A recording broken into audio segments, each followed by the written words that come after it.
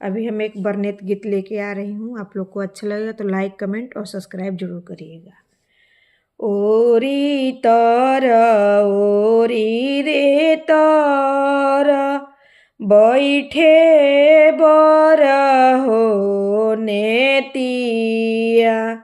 अरे ओरी तर ओरी रे तर बैठे बर हो नेतिया।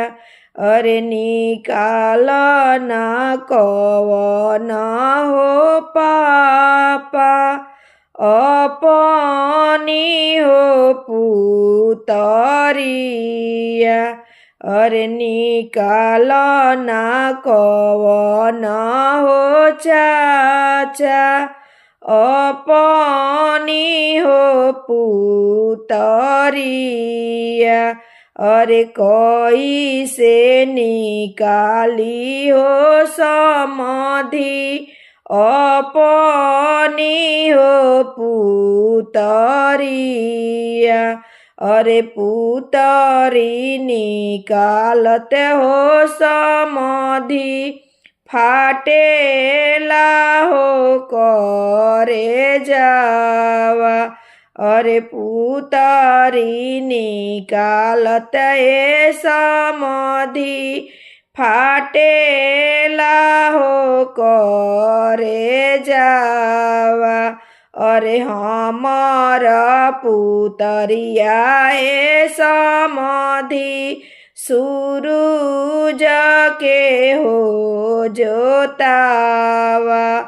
अरे हमारो पुतरिया ए समाधि सूरज के हो जोतावा।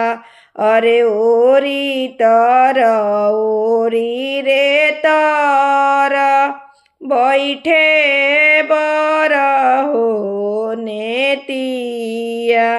अरे निकाल ना कवन हो भैया अपनी हो बहिनिया। अरे निकाल ना कवन हो भैया अपनी हो बहिनिया। अरे कैसे निकाली हो जीजा अपनी हो बहिनिया। अरे हमारो